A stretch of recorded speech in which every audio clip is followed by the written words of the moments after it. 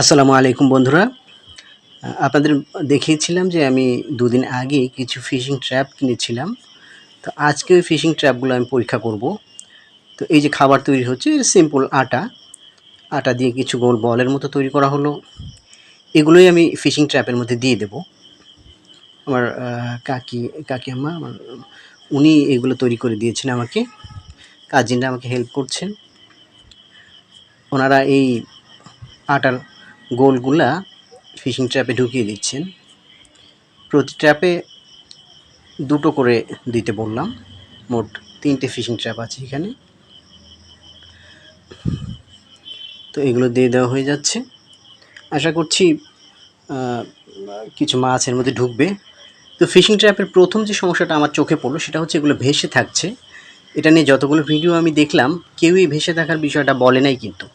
যে এটা যে ভেসে বেড়াচ্ছে এটা তো আসলে ভেসে থাকার কথা না, এটা পানিতে তলিয়ে যাওয়ার কথা। কিন্তু তা যাচ্ছে না। তো এটার সমাধান কী? তো চট করে যে বুদ্ধিটা মাথায় আসলো সেটা হচ্ছে যে ভার কিছু দিতে হবে, ওজনদার কিছু দিতে হবে এর মধ্যে। তো সেই চেষ্টাটাই করব। আমি কয়েকটা ইটের টুকরো কুড়িয়ে এনেছি, সেগুলো এর মধ্যে দিয়ে দেবো যাতে এগুলো ভেসে না থাকে, কারণ মাছ ঢোকার জন্য পানিতে ডুবে থাকাটা জরুরি।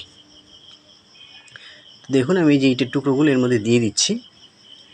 একটা বোতলও দিয়েছিলাম, সেটা এখানে দেখাইনি, পরে দেখাবো। একটা খালি বোতল, কাচের বোতল পানি ভরে সেটাও দিয়েছিলাম। এটা দেওয়ার উদ্দেশ্য হচ্ছে এগুলো যাতে ডুবে থাকে। আচ্ছা, আমি পানিতে নামলাম, পানিতে নেমে নিজেই কিছু দূর গিয়ে এটা রেখে আসবো পানির মধ্যে। দেখব যে এর মধ্যে আসলে মাছ ঢোকে কিনা, বা ঢুকলেও কী মাছ ঢোকে এ ব্যাপারে আমার যথেষ্ট কৌতূহল হচ্ছে। তো মোটামুটি কোমর সমান পানি পর্যন্ত নেমে আমি সেখানে ট্র্যাপটা রাখলাম। আর এর সাথে আমি দড়ি বেঁধে দিয়েছি যাতে সরে চলে না যায়, ট্র্যাপগুলো পজিশন থেকে সরে না যায়।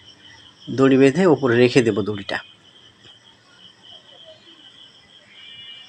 তো এইবার বন্ধুরা কী মাছ পেলাম আপনাদের আমি দেখাবো। দেখা যাক।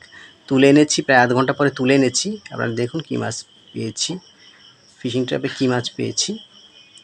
ওই যে বোতলটা পড়েছে, এটা ওজন দেওয়ার জন্য আমি ভেতরে ঢুকিয়েছিলাম, এটা ফেলে দিলাম। দেখুন এই যে পুঁটি মাছগুলো কিন্তু আটকেছে, ফিশিং ট্র্যাপে ঢুকেছিল এগুলা।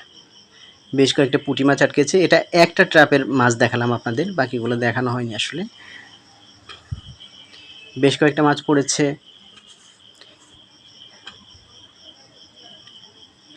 দেখুন মাছগুলা পানি ছাড়া কীভাবে লাফালাফি করছে, তরতাজা টাটকা মাছ।